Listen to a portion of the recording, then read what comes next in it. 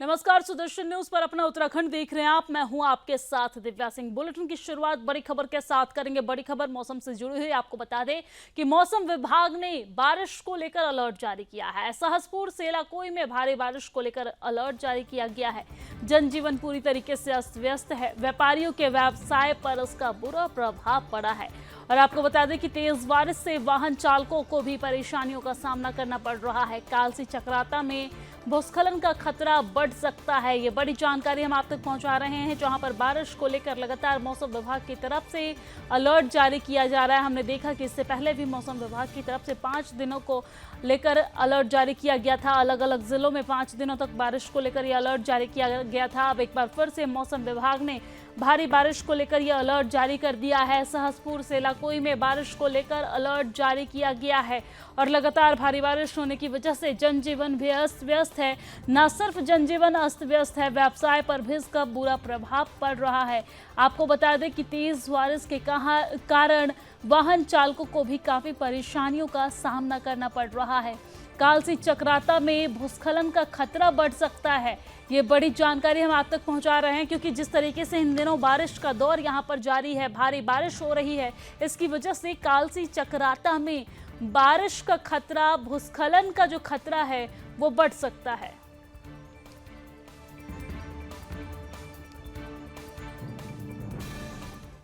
और अब आगे बढ़ते हुए बात बागेश्वर की। बागेश्वर में भी सीएम कार्यालय से प्राप्त आदेशों के तहत आबकारी विभाग बागेश्वर ने संयुक्त रूप से कांडा, कपकोट, गरुड़ और उसके साथ बागेश्वर में संचालित किए जा रहे शराब के ठेकों और शराब के बारों में छापेमारी की कार्रवाई की है।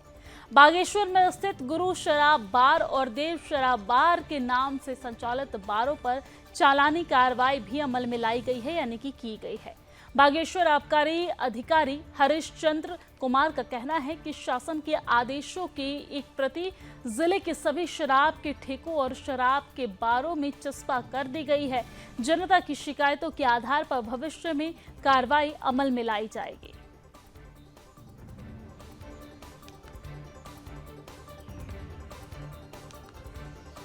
तो यहाँ पर आबकारी विभाग लगातार कार्रवाई कर रही है और इसी को लेकर अलग अलग बारों पर और शराब माफियों पर तो कार्रवाई हो ही रही है। साथ ही साथ इस पूरे मामले में हर एक आपराधिक किस्म के लोगों पर भी कार्रवाई हो रही है।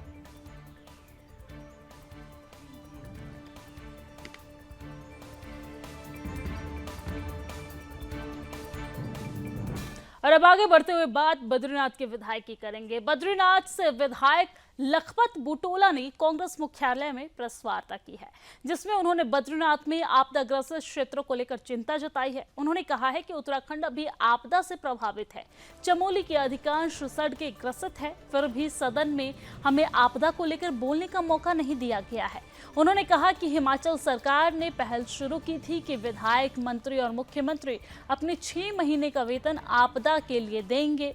उसी तर्ज पर मैं सरकार से अनुरोध करता हूं कि 2 महीने का वेतन आपदा के लिए देने की कृपा करें। लखपत बुटोला ने बताया है कि उन्होंने विधानसभा अध्यक्ष को पत्र लिखा है कि वो अपना 6 महीने का बढ़ा हुआ वेतन आपदाग्रस्त क्षेत्रों के लिए देना चाहते हैं। वही भाजपा विधायक विनोद चमोली ने कहा है कि सिर्फ 2 महीने का नहीं, अगर सरकार को आवश्यकता होगी तो वो 1 साल का भी वेतन देने के लिए तैयार हैं।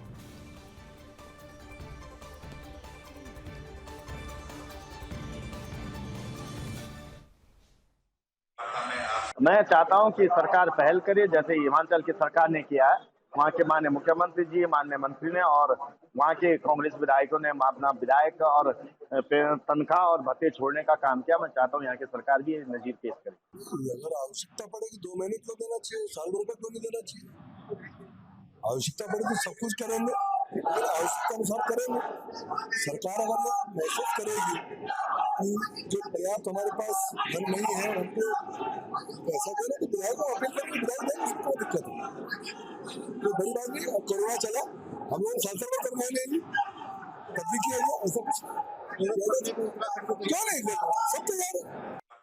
और चलिए अब आगे बढ़ते हैं। एक निजी कॉलेज पर वहां पढ़ रही छात्राओं ने रैगिंग के आरोप लगाए हैं। विकास नगर अंतर्गत राजा रोड पर यूनिवर्सिटी की बीकॉम और बीसीए की 2 छात्राओं का आरोप है कि उनके साथ उन्हीं की यूनिवर्सिटी की छात्राओं ने रैगिंग कर सारी हदें पार कर दी है, जिससे पीड़ित छात्राओं ने अब यूनिवर्सिटी छोड़ दी है। मामले का कोई हल न निकलता दिखा तो पीड़िता ने छात्राओं के परिजनों ने गंभीरता से इस पूरे मामले को लेते हुए एंटी रैगिंग सेल और मुख्यमंत्री पोर्टल पर मामले की शिकायत भी दी है।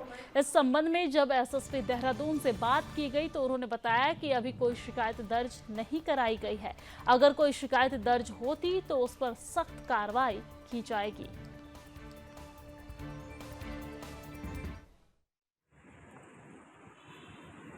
मैं इक्फाई यूनिवर्सिटी की छात्रा हूँ और मैंने इसी साल एडमिशन लिया है और पहले दिन से ही हमें टॉर्चर किया जा रहा है, हमारी रैगिंग ली जा रही है। पहले दिन से ही वो दोनों लड़कियाँ रितिका तोमर और श्रेया तिवारी हमसे बोलती हैं हमें गुड मॉर्निंग मैम और सर बोलिए और हमारे लिए चाय लाइए, पूरे कैंपस में राउंड लगाइए, मतलब जो हम कहें वो करो क्योंकि हम तुम्हारे सीनियर्स हैं।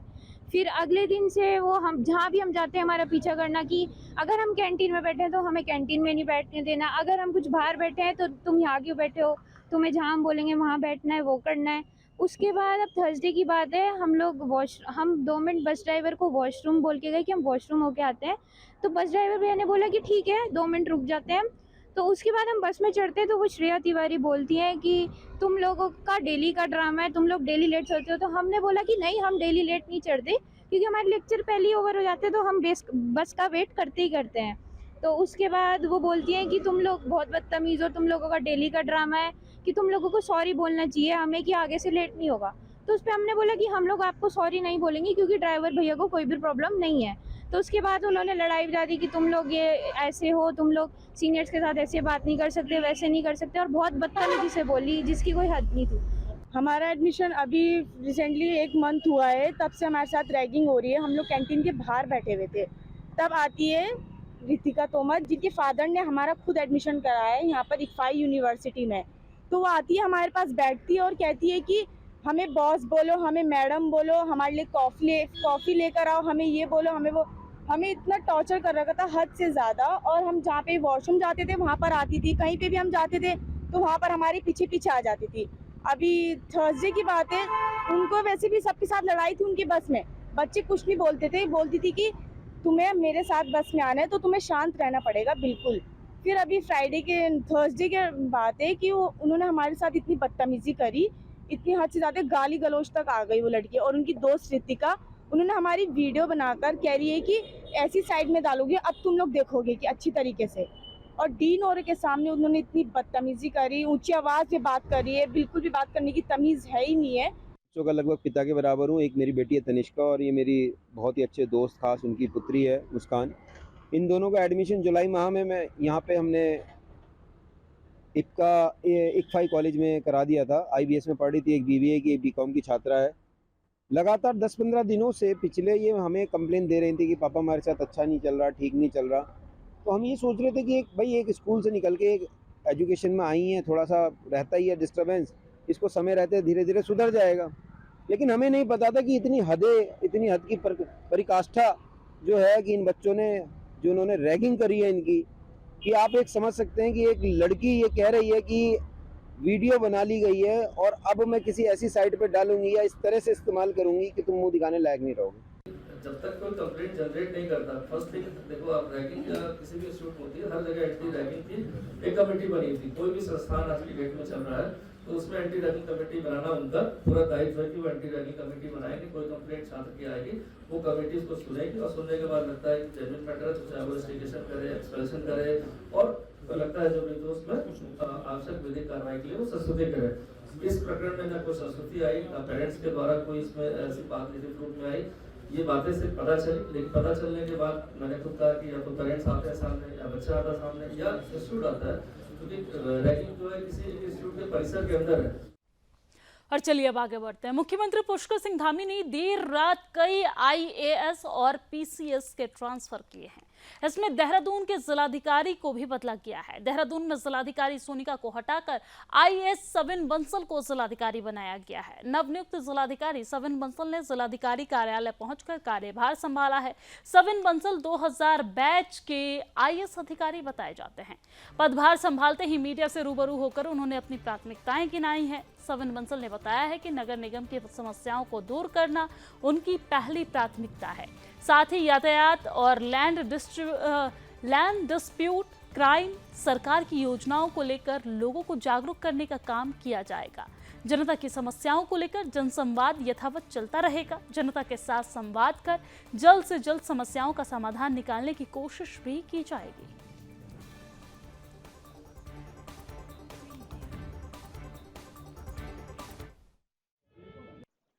देखिए, जो हमारी कैपिटल सिटी देहरादून है उसमें शहरी क्षेत्र की अपनी समस्याएं हैं और जो सबर्ब्स और ग्रामीण एरियाज हैं उनकी भिन्न समस्याएं हैं। तो जो प्रयास रहेंगे, स्ट्रेटजी रहेगी, वो कुछ अंतर रहेगा दोनों में। यहाँ पे हमारी स्टॉर्म वाटर, ड्रेनिंग, फ्लडिंग और ट्रैफिक, लॉ एंड ऑर्डर और सफाई व्यवस्था के मुख्य हमारे कंसर्न पे रहते हैं। और सबर्ब ग्रामीण एरियाज में कुछ फैसिलिटीज़ का, सिटीजन सर्विसेज का अभाव रहता है।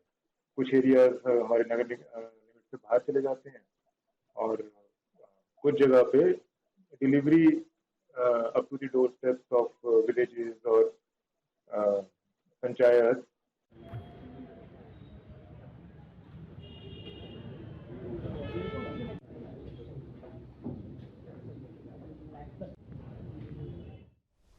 तो चलिए अब आगे बढ़ते हैं। सोशल मीडिया पर एक जिहादी को जाति व क्षेत्र विशेष पर टिप्पणी करना उस वक्त भारी पड़ गया जब स्थानीय लोगों की तहरीर पर मुकदमा दर्ज करते हुए पुलिस ने उसे गिरफ्तार कर जेल भेज दिया।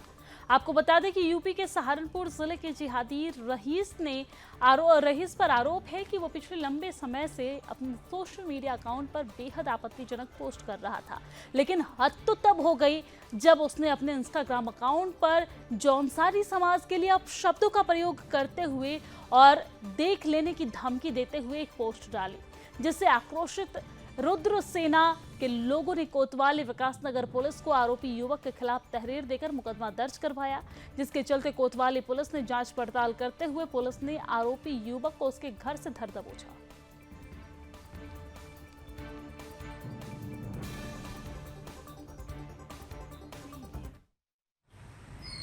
सोशल मीडिया में एक वक्तव्य प्रसारित हो रहा था जिसमें एक व्यक्ति द्वारा जो है पहाड़ के लोगों को गालियां देने की बात प्रकाश में, साथ ही साथ इसमें व्यवस्था फैलाने के लिए ऐसे शब्दों का प्रयोग किया गया जो कानूनी रूप से ठीक नहीं था। इस संबंध में तहरीर प्राप्त होने पर एक मुकदमा दर्ज किया गया था विकासनगर कोतवाली में।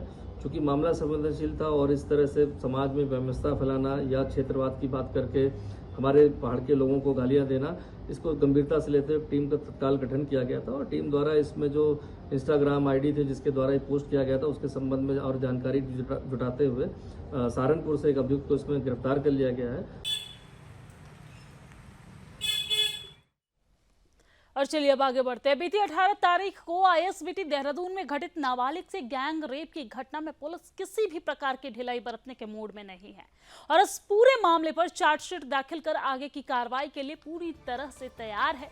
मामले में पुलिस विभाग ने पहले 5 आरोपियों की गिरफ्तारी की थी, जिनसे अभी भी पुलिस पूछताछ कर रही है। इस मामले में पुलिस विभाग ने समस्त सबूतों को सीसीटीवी के माध्यम से इकट्ठा कर लिया है, जिनसे इस मामले में संलिप्त किसी भी आरोपी को कोई रियायत नहीं मिल सके। आपको बता दें कि ISBT देहरादून में हुई इस घटना से पहले भी पीड़िता के साथ उत्तर प्रदेश में इसी प्रकार दुष्कर्म हुआ था। हालांकि उस वक्त ये मामला सामने नहीं आया, लेकिन देहरादून में घटना के बाद इस बात का खुलासा हुआ, जिसके तुरंत बाद ही देहरादून पुलिस ने उत्तर प्रदेश पुलिस को भी 0 FIR कर उत्तर प्रदेश पुलिस से भी इस मामले की तफ्तीश करने की अपील की है। अब तक देहरादून पुलिस ने इस पूरे मामले में साक्ष्य के साथ 37 लोगों को गवाह के रूप में भी चिन्हित किया है, जो कि न्यायालय में इस केस को मजबूत करने के लिए बेहद महत्वपूर्ण साबित होगा। आपको बता दें कि देहरादून एसएसपी अजय सिंह ने बताया है कि इस मामले को मजबूती के साथ पेश करने के लिए हर तरफ से सबूतों को इकट्ठा किया गया है। दोषियों को इस मामले में कड़ी से कड़ी सजा मिले और आगे इस प्रकार की कोई घटना न घटे, इसके लिए पुलिस महत्वपूर्ण कदम उठा रही है।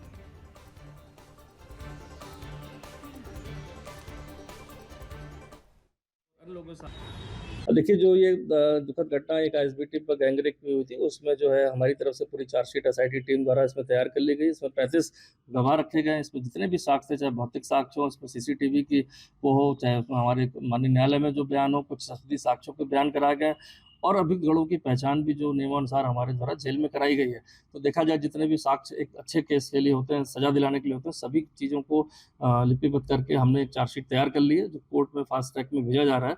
और इसमें पूरी उम्मीद है कि जो साक्ष्य आए हैं उसके आधार पर अभियुक्तों को जल्दी और कठोर से कठोर सजा मिलेगी।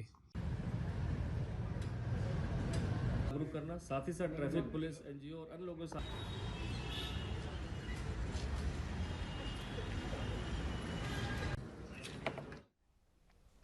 और चलिए आगे बढ़ते हैं। मुख्यमंत्री पुष्कर सिंह धामी ने आज मुख्यमंत्री आवास में पूर्व राष्ट्रपति, शिक्षाविद और दार्शनिक डॉक्टर सर्वपल्ली राधाकृष्णन की जयंती के मौके पर उनके चित्र पर श्रद्धासुमन अर्पित कर श्रद्धांजलि दी। इस मौके पर मुख्यमंत्री ने सभी शिक्षकों को शिक्षक दिवस की शुभकामनाएं दी। उन्होंने कहा है कि शिक्षक सही मायने में राष्ट्र निर्माता हैं। विद्यार्थियों का चरित्र निर्माण कर उन्हें योग्य नागरिक बनाने में शिक्षकों की महत्वपूर्ण भूमिका होती है। शिक्षक विद्यार्थियों को शिक्षित कर राष्ट्र निर्माण में महत्वपूर्ण योगदान तो देते ही हैं, समाज को नई दिशा में भी उनकी बड़ी भूमिका होती है।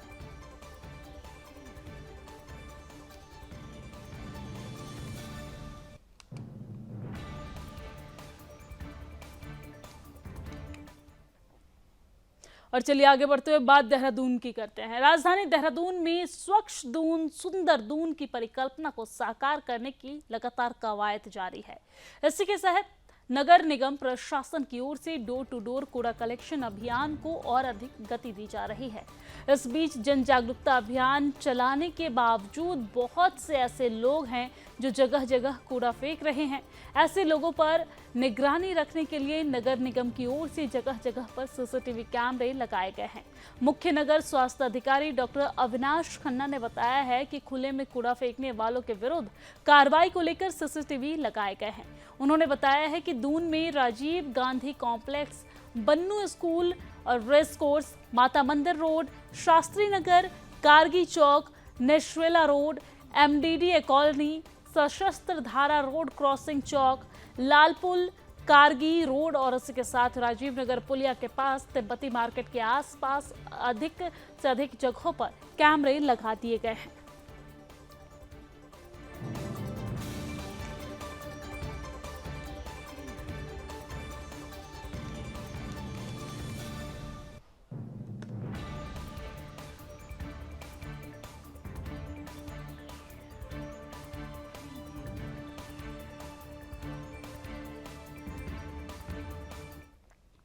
और चलिए आपको सीधा ले चलते हैं देहरादून, जहां पर मुख्यमंत्री पुष्कर सिंह धामी कार्यक्रम में उन्होंने क्या कुछ कहा है वो आपको सुनवाते हैं। लेकिन फिर भी मेरा मन था कि कम से कम 3 घंटे तक जो है आपके साथ बैठूंगा, लेकिन क्या है कि पहले से कुछ कार्यक्रम निर्धारित हो गए और मैं 12 बजे यहाँ आना चाह रहा था। 11 से 12 बजे तक गवर्नर हाउस में कार्यक्रम था, लेकिन वो कार्यक्रम थोड़ा लेट हो गया 1 घंटे, इसलिए मैं विलम्ब से पहुँचा। लेकिन उसके बावजूद भी आप सब लोगों ने, बहुत सारे कार्यकर्ताओं ने, मुझे लगता है कि अच्छी संख्या में हर एक मंडल से, राजेंद्र ढिल्लो से शुरू होकर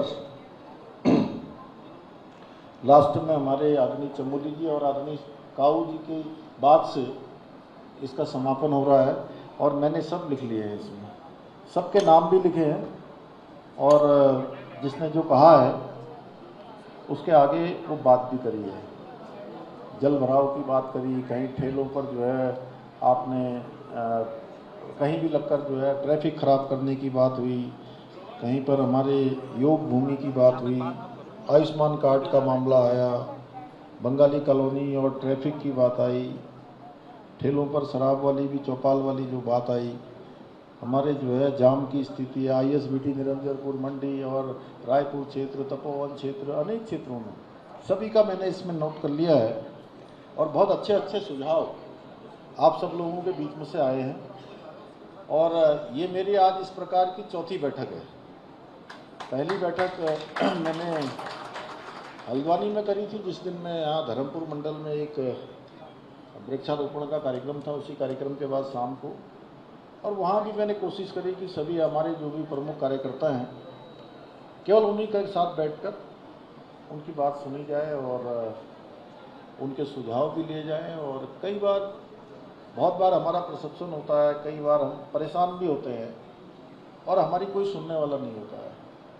तो इसलिए मैंने तय किया है कि मैं स्वयं भी जैसे जैसे समय मिलेगा प्रत्येक ज़िले के हिसाब से वहाँ के जो प्रमुख कार्यकर्ता हैं, जो भी एक सूची बनेगी, उस सूची के अनुसार सबसे मिलूँगा।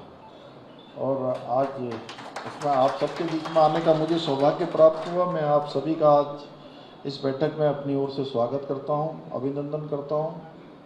भाइयों बहनों, मुझे भी चूँकि बचपन से ही इस प्रकार की जो बैठकें हैं, इस प्रकार के कार्यकर्ताओं के बीच में आने का, उनसे बात करने का एक लंबा कालखंड बीत गया। अगर मैं विद्यार्थी परिषद के समय से बात करूं तो ये कालखंड मेरा 1990-91 से प्रारंभ हो गया था और 1990-91 से अभी 2024 आ गया, लगभग 33-34 साल का ये कालखंड हो गया। कभी युवाओं के बीच में, छात्रों के बीच में, फिर युवा मोर्चा के रूप में, पार्टी में जो भी जिम्मेदारियां मिलती रही या जो दायित्व मिलता रहा, और कभी नहीं भी मिला तो भी पार्टी ने जहां पर भी जो काम दिया उस काम को लोगों के बीच में जाके किया, अपने कार्यकर्ताओं के बीच में गया। और महानगर देहरादून में तो मैंने काफ़ी सारी जगह पर जाकर और हर एक मंडल में मैं गया हूँ। ज़्यादातर मैं बाड़ों में भी गया हूँ, पिछले चुनाव में भी, नगर निगम वाले में भी मैं कई सारे वार्डों में गया था। और एक बार 2005 में जब हमने युवा गर्जना रैली करी थी तो बहुत सारे साथी इसमें से हैं जो अब तो थोड़ा वरिष्ठ हो गए हैं, लेकिन उस समय सब युवा थे। हमारे युवा लोगों ने उस समय बड़ा बढ़ चढ़कर उसमें भाग लिया था और बहुत ऐतिहासिक प्रदर्शन वो हुआ था। इसलिए मुझे आज आप सबके बीच में आकर अपने राजनीतिक जीवन के शुरुआती दिनों की याद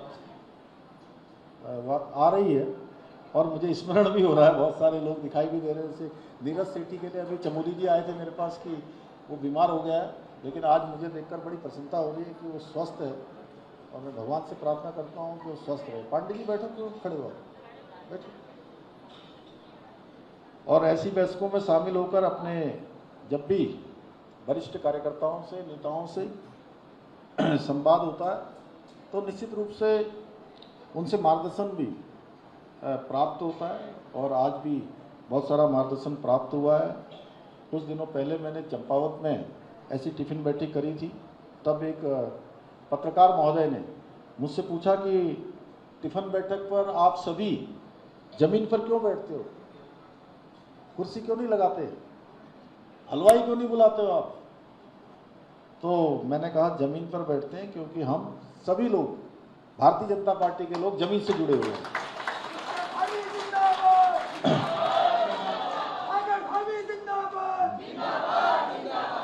वास्तव में जब हम कार्यकर्ताओं के बीच में इस प्रकार से बैठते हैं, संवाद करते हैं और एक दूसरे का घर से लाया हुआ भोजन करते हैं, ऐसी अनुभूति होती है कि जैसे।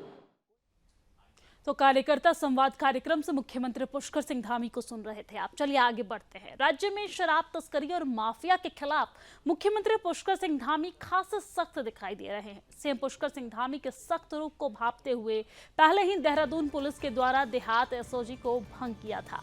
इसके साथ ही 3 दर्जन से ज्यादा पुलिसकर्मियों पर भी कार्रवाई की गई, लेकिन इन सब के बीच अब तक जिम्मेदार आबकारी विभाग पर कोई कार्रवाई अमल में नहीं लाई गई है, जो बताता है कि आबकारी विभाग के मुलाजिमों के हौसले कितने बुलंद हैं।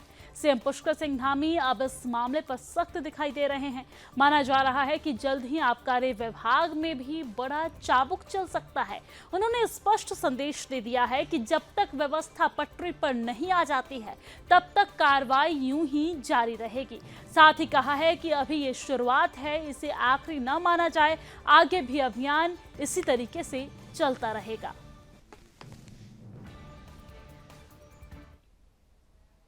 और अपना उत्तराखंड की खबरों में फिलहाल इतना ही, लेकिन देश और दुनिया की तमाम खबरों के लिए आप देखते रहिए सुदर्शन न्यूज। जय हिंद।